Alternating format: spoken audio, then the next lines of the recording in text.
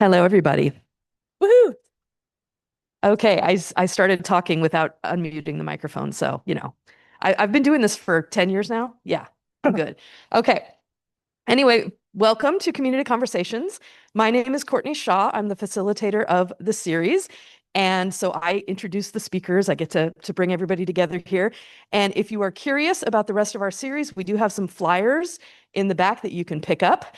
And if you are an off-campus person who is coming onto campus and you're having parking issues, please talk to me. We have some solutions in the works for that. I know parking is tight right now, so just we are aware of the situation, but I really appreciate all of you who showed up today. So now I get to welcome a new speaker to our series. I'm very excited. Emme McCarthy earned a psychology degree from University of Washington, then a master's in social work from Eastern Washington University. She worked in Spokane providing in-home therapy to families and children involved in CPS, as well as individual counseling with children, adolescents, and adults. She now works at LCC as a mental health counselor and feels very grateful to get to work with a variety of amazing students and employees. She is also passionate about hiking, concerts, and a good cannoli. Please welcome Emme McCarthy. Oh, thanks, you guys. Can you guys hear me? Like, is my microphone on and everything? Okay, perfect. Hi, you guys. Thank you so much for being here. I'm Emme.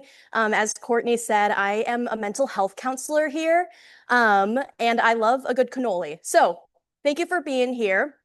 I am so excited to talk to y'all about a topic that is personally very near and dear to me. And I am guessing it's very near and dear to a lot of you guys as well. And that is procrastination. So I'll actually tell you right now why we procrastinate. Okay. So just getting right into things, here's our agenda that we're going to be doing today. So first, we're going to go over what is procrastination. Second, we're going to go over why do we do it? You know, if it inherently maybe doesn't serve us or is, I guess, bad for us, why do we continue to keep on doing it? We're going to go over how to get to the root problem to alleviate the issue. And then toward the end, we're going to go over techniques to reduce procrastination and increase motivation. And just for this entire presentation, but especially for the techniques at the end, I encourage y'all to keep an experimental mindset. And what that kind of means is that when I'm in session with folks, especially students, and I am offering maybe a technique to try, or hey, maybe try, inviting this mental shift or doing this thing, we know that one thing that may work for you may not work for you. One thing that may take this amount of time for someone may take this amount of time for somebody else, and that is okay. So I like to kind of introduce things as experiments because experiments give us permission to fail, essentially. So if one thing doesn't work for you, try something new, maybe tweak something, maybe try something else, maybe collaborate with someone. It's all an experiment. So let's all keep an experimental mind as we kind of delve into this topic today, okay? Okay. I also have a clicker, I guess. Okay, so procrastination, what is it? First, we'll go over kind of what it's not, because I feel like there can be some misconceptions about procrastination. Maybe it can be lumped into kind of a different topic. So, what it's not, procrastination is not laziness. I'm going to use an example. Taylor Swift has been releasing album after album after album. Girl's working really hard. She's not lazy. I want to bet my entire life savings she has procrastinated sometime in her life. She's not lazy though, right? It's not laziness. It's also not bad time management. I'm also going to guess that if I gave you guys a pen and a pen and a blank slate of paper, and time, right? Maybe I say, hey, I give you 30 minutes to an hour to manage your time. Hey, you guys make a schedule for yourselves that's going to work for you, maybe even a weekly schedule. You guys could say, okay, well, this time, this block of time, I'm going to wake up, get ready, get the kiddos ready, eat breakfast, take the kiddos to daycare class, right? Go to campus, go to social history, do my homework, get it done, right? You guys could probably fill out your days, but it's not the planning it, it's the actual doing it. That's the hard part, right? So you can manage your time. And it's definitely not stupidity, definitely not a character flaw. So kind of diving deeper into this, let's look at the roots of procrastination. So procrastination was derived from the Latin verb procrastinare, which basically means to put off until tomorrow. However, we know it's a little bit deeper than that, right? Because it wouldn't be procrastination to say, to maybe forget about an assignment and then do it the next day. You didn't procrastinate, you just maybe should look at your assignments. So going a step deeper, it also is derived from the ancient Greek word akrasia, which means doing something against our better judgment. So one really key component of procrastination is that self-awareness piece. Hey, I know that I'm fully aware that I am doing this right now, but I'm still continuing to do it, even though I know it's kind of harming me, but I'm going to do it anyway. So in that way, as humans, right, we all want to survive. We all want to do what's good for us. It's kind of fundamentally irrational, right? So it's like, what is this thing? So there was a professor, her name's Dr. Fuchsia Sivois. She teaches social psychology and health psychology, and she does a lot of research around procrastination. What she suggests is that people engage in this irrational cycle of chronic procrastination because of an inability to manage negative moods around a task. So an inability to manage negative moods around a task. So in this way, instead of thinking about procrastination as maybe a time management issue, productivity issue, we can start to think about procrastination as an emotional regulation issue. And what emotional regulation is, it's basically, I guess, our ability to handle our emotions in a helpful way, in a way that helps us and not hurts us. It's not never feeling an emotion, right? It's not always being calm, being stoic, but it's being able to be angry, be sad, be frustrated, all those fun things, while still engaging in behaviors that are going to support us, that are going to help us. So procrastination is more of an emotional regulation issue. We are trying to cope with something when we procrastinate. Okay. Oh, I have a clicker actually. So why do we do this? Why do we keep on doing this? So one reason could be that as humans, we have what's called a present bias. This present bias is our hardwired tendency to prioritize short-term needs ahead of our long-term ones. And this is helpful, right? This helps us survive. This helps us do good things. And this was also really helpful for us when we were kind of prehistoric humans back way, way when we really had to manage our current selves and our survival to survive, right? Like we had to kind of run away from something. We had to find immediate shelter that night to survive. And we know that now in this day and age, we do have to more so tend to our long-term needs, goals, thoughts in order to get to our goals, survive. So this present bias is helpful in some ways, but now kind of hindering in some ways, right? With the present bias, we also know that there's an element of kind of deception that goes on. Sometimes we tend to think that, oh, future us, like she's different from now me, right? Sometimes in my head, or out loud actually, I'll say, oh, like that's a tomorrow Emme problem. That girl is gonna figure it out. This girl, she's not gonna figure it out. It's a tomorrow Emme problem.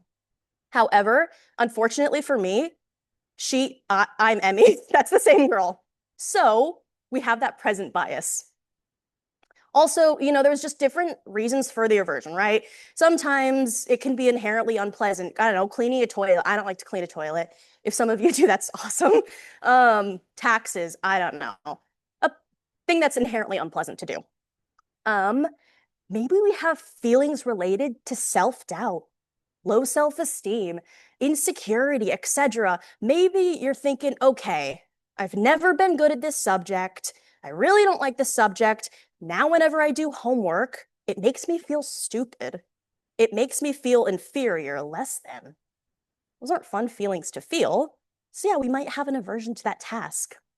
And what we know is that avoidance heightens the aversion to the task. And that's basically a fancy way of saying the longer we don't do something, the more we don't want to do it. And one reason is because the more we don't do something, the more opportunity we have to engage in those negative thoughts. God, this is so stupid. Oh, I hate doing this. I'm so bad at it. Oh gosh, I'm not doing it. And the longer I put it off, the longer it gets scary. This sucks. All those thoughts. And those thoughts are what are known as procrastinatory cognitions. So avoidance heightens aversion to the task. Why does this behavior persist? So a lot of people, get down on themselves. Why do I keep doing this? What's going on? I'm a smart person. I do this, I do that. Why do I keep doing this? Well, this isn't necessarily a justification, but it may be an explanation. And it's actually a pretty simple one when you think about it psychologically. So we can think of procrastination as kind of this habit loop. Is that clockwise for you guys? Yeah, I don't know, or whatever. As a habit loop. So up here, we have our unpleasant task, or just our task in general, right? So then we have a little habit loop, and we have that avoidance. Even though we might be thinking, oh gosh, I shouldn't do this, what's going on? It feels really good to avoid something we don't want to do. It feels really relieving to avoid something we don't want to do, especially if we're replacing it with maybe being on our phones, getting that dopamine hit, gardening. If someone likes to garden, it feels good to avoid. So if something feels good, that's what's known as a positive reinforcement. We're reinforcing ourselves to keep doing the thing. So it keeps happening. We are positively reinforcing ourselves to avoid. So that's why it may keep happening. However, how can we get to the root cause, right? If it's about the actual doing of the thing, how can we get to that root cause? So first, one thing we can do is realize the procrastination and avoidance is about emotions, not productivity. Maybe we can invite a little reframe in our minds. Managing emotions in a new way, maybe a way we haven't previously thought of. And finally, inviting a mental shift. Maybe shifting the way that we have seen procrastination before. Maybe inviting a shift in which we respond to ourselves when we do procrastinate. And I am going to, next kind of part of this is going to be different techniques that we can try in order to do these things. Okay, and again, keep an experimental mind. Okay.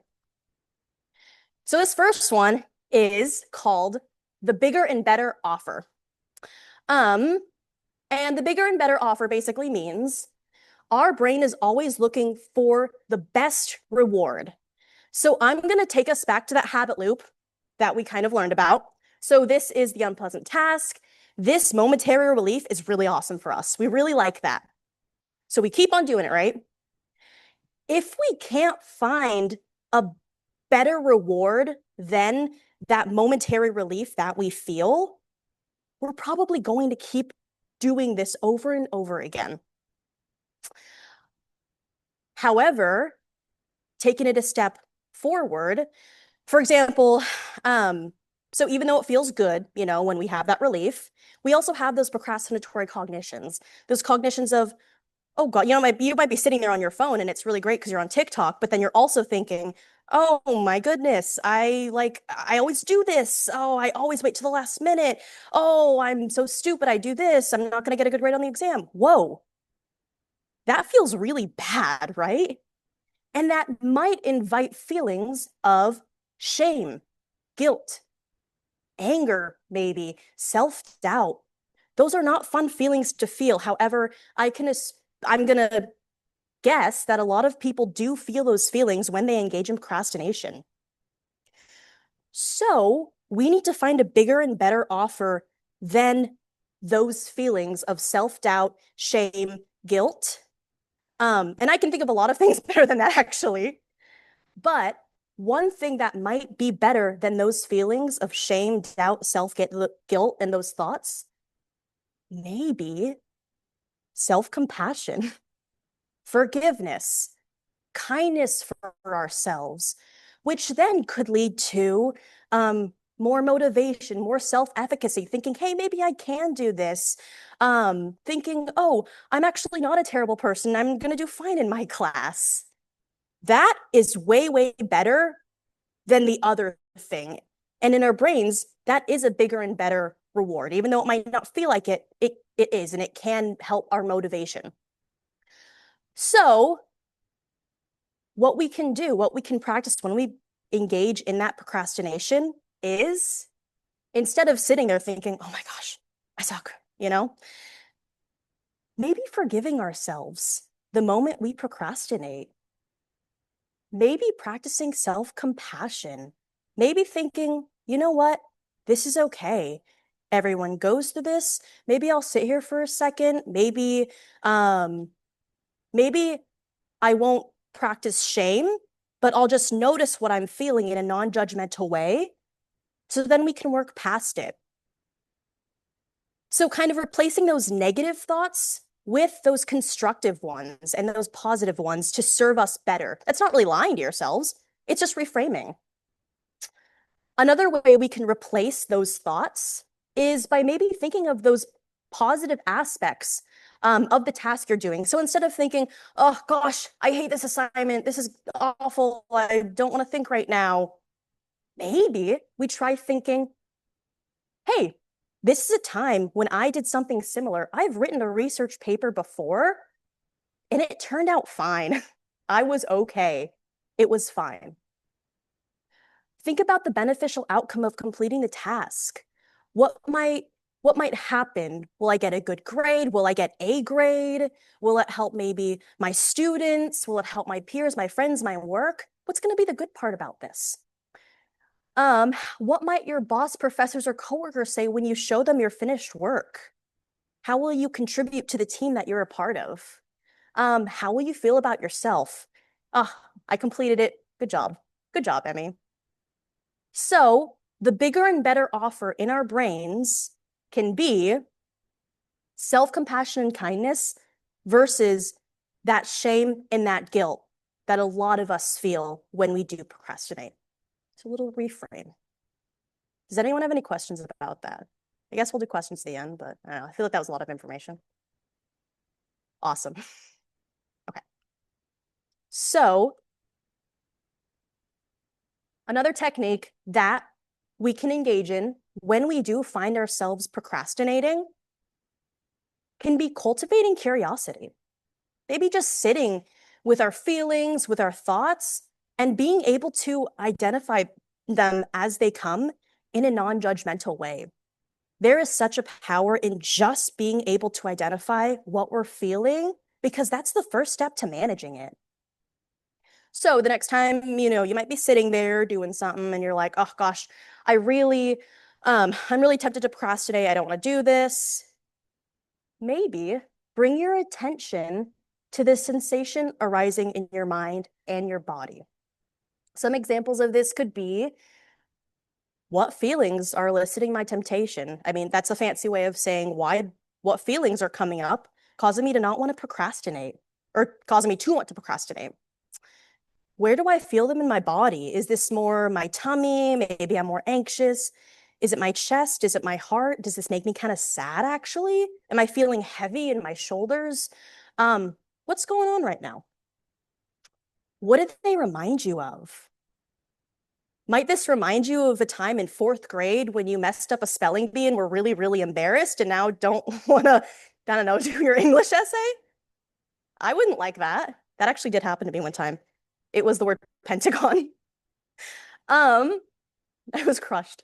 What happens to the thought of procrastinating as you observe it? Does it heighten? Does it make you want to say, oh gosh, I actually really do want to procrastinate. I'm not having a good time? Does it dissipate? Just by listening to your body, do the thoughts start to maybe go away? Maybe you are having a bit more motivation. Maybe you're saying, you know what? I think I'm just freaking myself out right now and I'm actually doing fine. Let's do this thing. Just noticing. Um, does it cause other emotions to rise? How are the sensations in your body shifting as you continue to rest your awareness on them? So engaging in that level of awareness and identification can be a super helpful tool with a lot of things, but especially with that procrastination. Okay.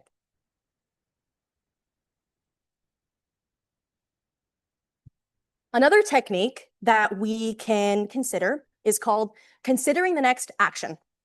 One reason why this is effective is because as humans, our brains don't really like abstract goals.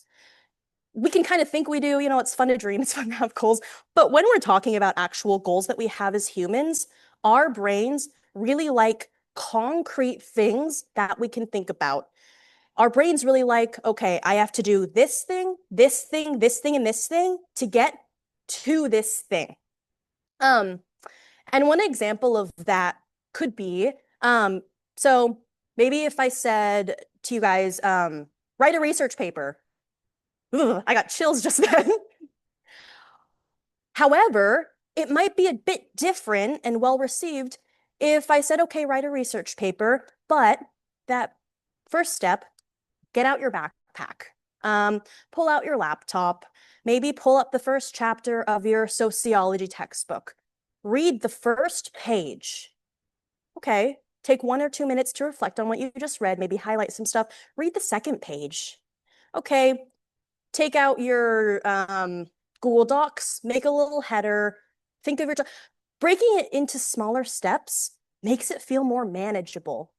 And it also gives us more confidence and control in our situation.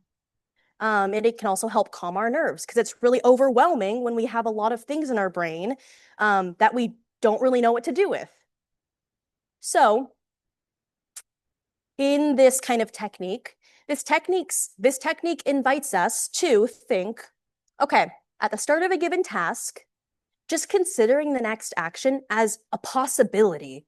So there's a layer of self-deception here. So what example did I use? Oh, okay.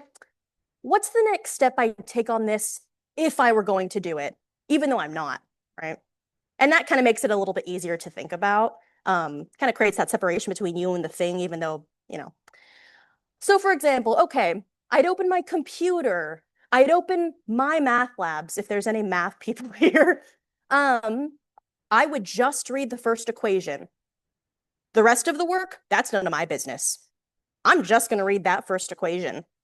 Okay, think about it for maybe 2 to 3 minutes. Maybe go, to my in-class paper and find a similar example. Look at that. See if I can find similar things.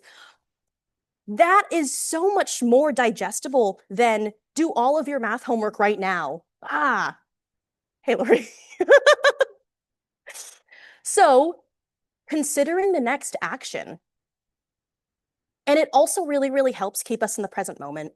Because as humans, especially when we're anxious, feeling overwhelmed, our brains are either in the past, rehashing something.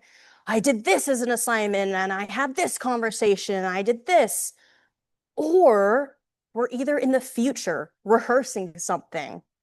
Oh gosh, well, after this equation, I have to do this, then I have to do this, then I have to do this, and this. And unfortunately, since our brains are trying to protect us and we kind of have a negativity bias, we might not be thinking of the most fun things in either of that category, right?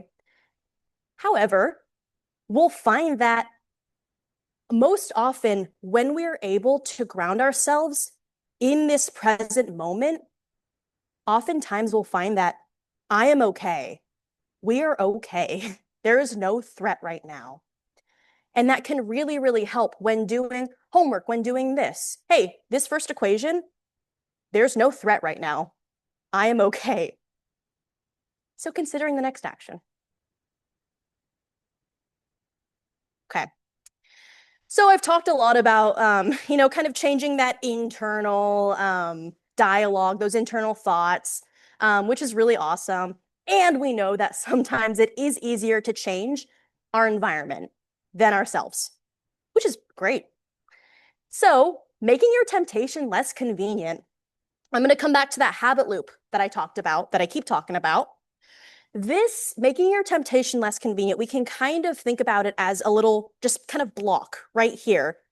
It might still kind of be able to go, but instead of it being this continuous thing, we're kind of putting a little thing right here that blocks it, or placing obstacles in between ourselves and our temptations to induce a certain degree of frustration or anxiety. So we're not going to continuously get that momentary relief. And that level of frustration or anxiety that we can put in between ourselves and that positive reinforcement may just be enough to stop engaging in procrastination or at least decrease the behavior. One example of this is so I procrastinate with my phone a lot. So I've used the phone example. So a lot of iPhones have the facial recognition feature where you can literally just pick up your phone, look at it, you're in, right? One way we can make our temptation less convenient, or even just kind of an example, could be put a ridiculously long, complicated, random passcode in your phone. Make it like X, Y, $, 189, like just some nonsensical thing that maybe you even have to go to your notes to look at. Maybe it takes you 5 to 10 seconds to get into your phone. That level of frustration and anxiety may just be enough for you to be like, whatever, I don't even want to do this anymore. Like, it's not that important. Um, or just even slowing it down. Okay, maybe looking at dog pictures on Instagram is that important, but I'm just not going to do it that often. I'm just going to do this. Okay, I'm not going to do it 5 times. I'm just going to do it 2 times this go around when I'm doing my thing. Um, I mean, there's so many examples of this, but some other ones, hiding your phone so you physically have to like get up and like go. So telling someone else, maybe if a friend, partner, person, hey, you hide my phone, so I have to go, like to you, and then bully me a bit even if I try to like get my phone. That's embarrassing. Also, one thing is doing work in a public space. This is one of my favorites because while this may well, sometimes when we're in a public space, we tend to think, oh gosh, everyone's looking at me. I'm in Red Leaf right now. Everyone is looking at me doing my work, and no one else is looking at themselves because I look so good doing my work right now. Sometimes when you stop doing your work, you think, whoa, I'm not doing my work. People can see that I'm not doing my work, and I don't want to be looking like I'm being performative in Red Leaf right now. Like, I don't want that. So that adds a level of frustration, maybe some anxiety, maybe some embarrassment that could ultimately motivate you to start doing your work. No one wants to be performative in Red Leaf. If you're working on your screenplay. Sorry. So making your temptations less convenient. And there's a bunch of other examples of this, but this is one thing you can do to change your environment. Okay. We're moving along pretty nicely here. Okay. Next one is creating your own dopamine or serotonin.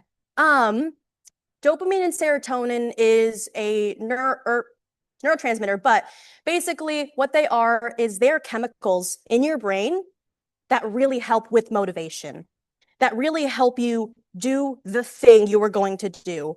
And not only does it help you with motivation, especially, well, dopamine is the reward, well, both of them also help with that feeling of accomplishment that we feel after a task. You know, when you check off your little task and you go, oh, cool, I did it. That's dopamine and serotonin. So having more of that is really, really good. And these are just some ways that we can get them. These are pretty kind of standard: exercise, getting enough sleep, consistent sleep schedule. Our bodies actually have a cycle where it releases a certain level of dopamine in the mornings, midday, kind of nighttime. So one reason why having a consistent sleep schedule is valuable to us is that that cycle can get more regulated, can get more streamlined. Getting enough sunlight. Sunlight has vitamin D as well as Yeah, sunlight has vitamin D. Vitamin D can really help with the synthesis of um, dopamine and serotonin, specifically serotonin. Synthesis means it can help with the creation of serotonin, which helps us get motivated. Vitamin D, B5, and B6 can also help with the creation of these things. Listening to music, supplements, eating protein, all these good things. But ultimately, doing what makes you feel good. We're all different people. We all have different things that make us feel good. Some people like to crochet. Some people like to go out to karaoke with their friends. I don't know. Doing what makes you feel good, ultimately. And I want to clock, hold on, the listening to music. Um, I put this on there, and I'm a kind of person who I like to listen to music when I am doing something, especially in my office. Maybe I'll have it on low. Maybe I'll have like a headphone in. I know some people do, some people don't. Some people is like, I don't want any noise. I don't want any sound, which is totally okay. That's great. And if you do like to listen to music, there was kind of a like I guess I'll say it wasn't really controversy. I don't think anyone really cared that much, but there was kind of a thing going around where people were like, well, listening to music, actually, like the brain can't really multitask. So by listening to music, you're actually hindering yourself, which I'm not really sure about that. However, what I do know is that music is so rewarding to our brains for a lot of different people. For some people, it's not, which is totally okay. For some people, it is. And that music can increase our motivation, can increase our dopamine, our serotonin in those moments to increase our motivation, which is why you may feel it may be easier to focus or kind of lock in when you've got a little headbutt in, as opposed to if you don't. So that's kind of the science behind that. But creating your own dopamine and serotonin for more motivation. Okay, oh, happy sunshine guy. Okay. This next one is knowing your patterns. Um, I'll get a lot of people in like I got all students who come into my office and who will say, I procrastinate, but I don't know why. And I'll say, okay, yes, and let's break it down even further. Um, so maybe we'll pick an isolated event. We'll pick, hey, let's think of the last time that you procrastinated. Um, and we'll break it down. We'll say, what were you doing before and after? Um, where were you? How much sleep did you get the night before? What did you eat beforehand? What were you wearing? Um, I had someone in I had someone I was talking to, and it was really, really great. We kind of went through this, and they figured out that when they studied, their feet were cold.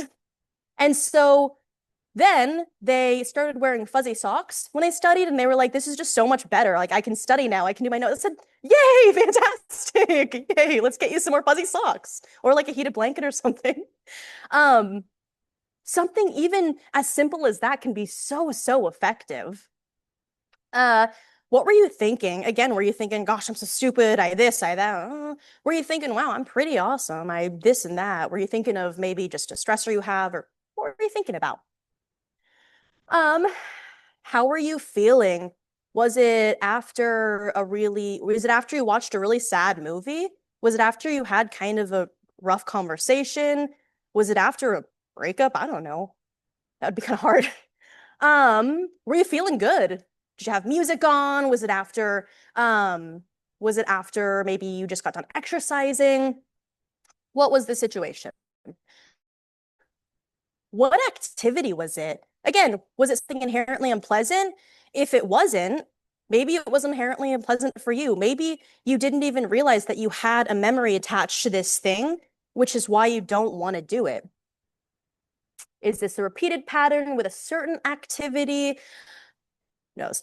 And one thing I actually want to say about this is that picking an isolated event, you can pick a time when you did procrastinate. However, especially in psychology, I feel like it can be, I feel like psychology can be kind of deficit based, where we're saying, oh, what's wrong with you? What's your diagnosis? What is this? What is that? You need to change this. You need to change that.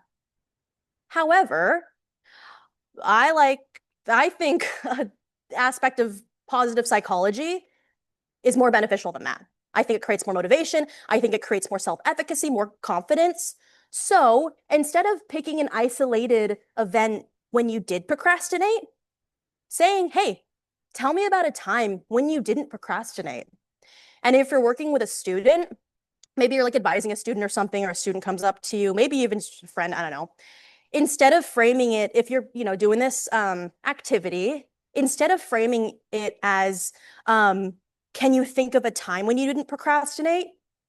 Saying, tell me about a time, tell me about the last time you didn't procrastinate. Because a student is, if you invite kind of that ambiguity of, oh, tell me, can you think of a time? They'll probably be like, no, I always procrastinate. Well, some of them might not, but some of them will. No, I always procrastinate. I always do this. There was never, ever been a time when I didn't procrastinate. Well, you're sitting in my office. Something is going well. So kind of framing it in that way, but saying, hey, what did work?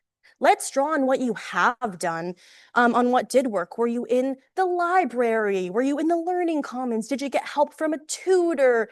Hey, Linda. But thinking about positive experiences and what did work can be so, so, so helpful, especially if you've got kind of a dejected student, if you're feeling a bit dejected, if you got some hopeless friends out there. So knowing your patterns. Okay. I actually breezed this kind of quickly.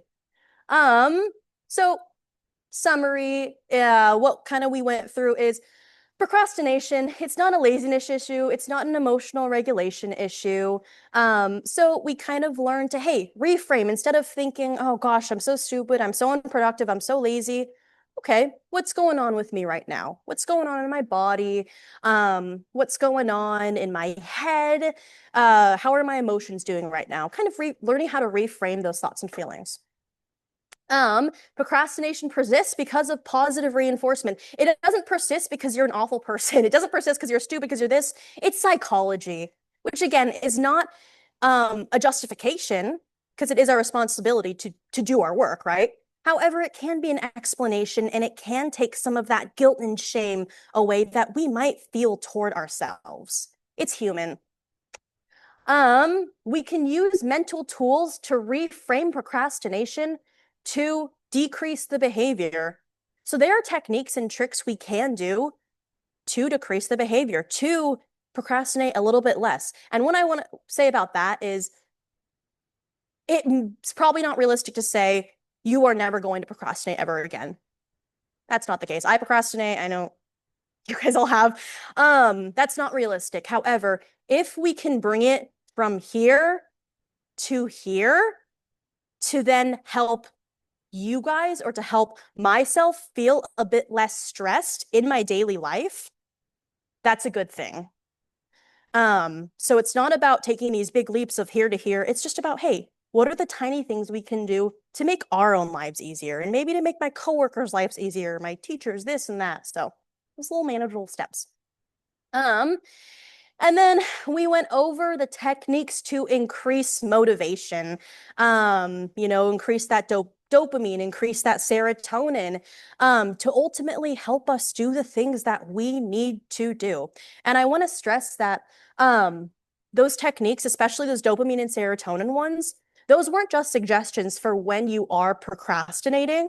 Those were suggestions for just life, on the weekend.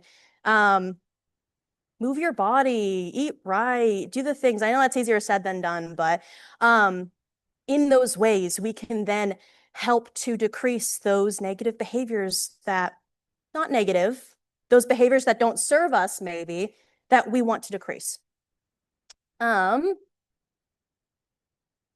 Thank you for your attention, you guys. This went yeah, thank you for your attention. If you want to talk about this afterward, or even if you just want to schedule an appointment with a counselor, if you're a student, please, please, please do so. I am more than happy to talk to you, to support you, to just be a friendly face on campus. We got done earlier than I thought, which is actually good, because this presentation used to be 2 hours long. So we did it, you guys. So thank you so much. I appreciate you guys.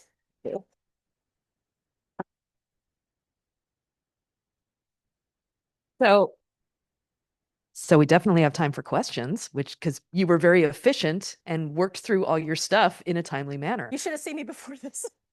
So if anybody has a question, I'm going to come around and pick it up on the microphone.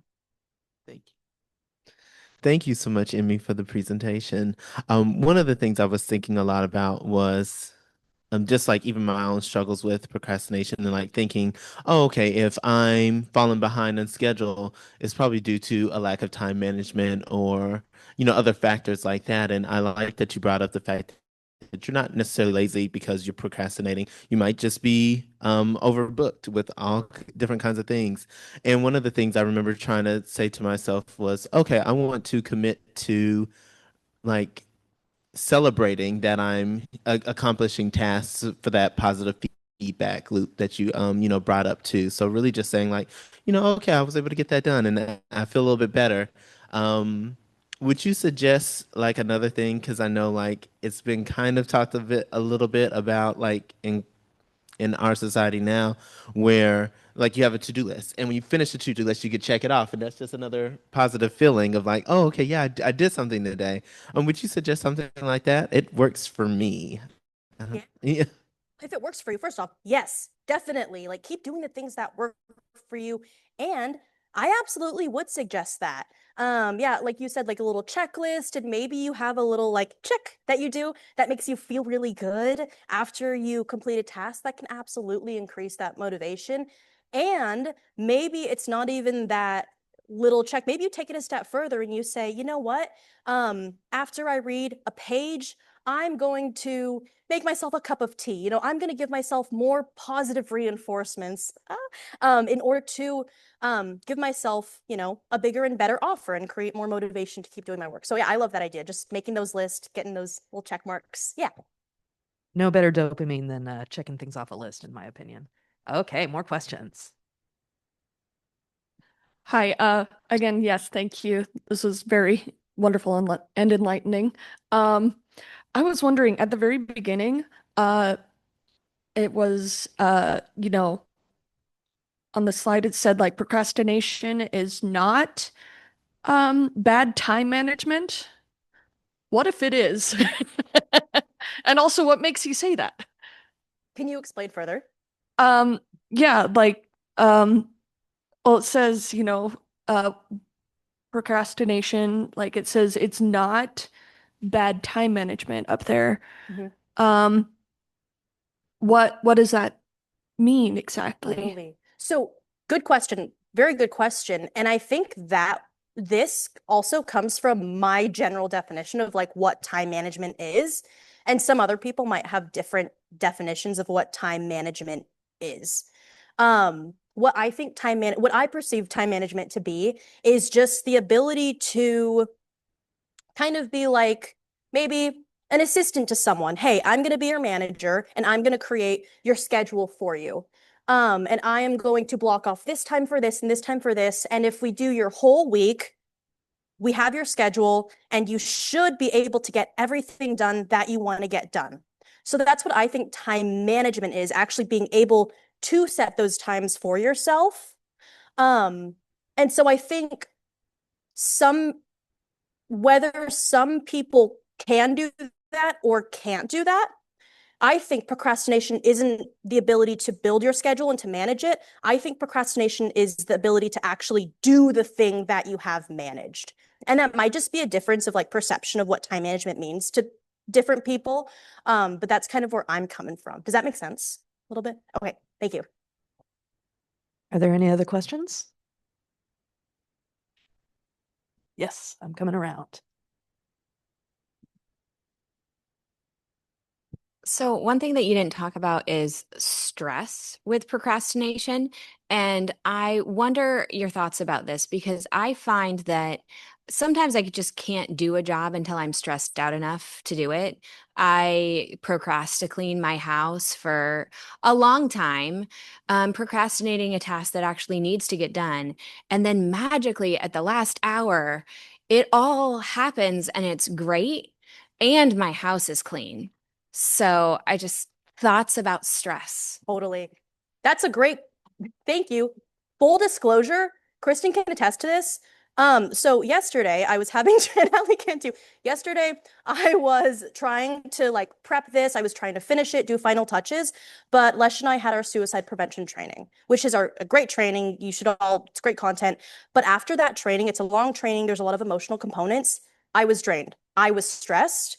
I knew cognitively I should be working on this or else I'm going to stay up pretty late, which I did. But I knew in my mind, I'm just really stressed out. And I was just kind of like chilling and advising, just, I don't know, doing, but to your point of stress, that's absolutely, I mean, that's a factor and it shouldn't go unnoticed. And I thought of that while making this because sometimes we procrastinate and it's not that it's a personal, and a lot of the times, well, most times it's not a personal thing. Most times it's the circumstances we've been put into. Kind of like Alexander, I think you might have been mentioning, hey, sometimes we're stressed. Sometimes we are burnt out. Sometimes we've been given more work than we asked for or something. And yes, that exists. And I didn't mention that. And I think that's a bit of a maybe different topic because stress in general, it's still an emotion that we have. Maybe stress is causing us to, maybe we're stressed out, maybe we're anxious, maybe we're this and that. And so I still think that procrastination is maybe that barrier to managing that. However, sometimes that's actually not that realistic that we do given the environments that we're in. Does that make sense a little bit? Okay. Yes. Okay, are there any other questions? Okay, then I have a very important announcement for next week. So for our regulars, I want to remind us that Taryn Williams will be speaking next week. Will the real Shakespeare please stand up? And that event is not going to be in this room. That's going to be in HSB 123, which is not on this hallway in this building, but the next hallway on this building. So HSB 123, same time, different location. And also come see me if you have parking concerns. We can work some stuff out for that. Thank you all for joining me here today. Thank you to Emme for the presentation. I learned a ton. And please come again next week. Thank you, guys.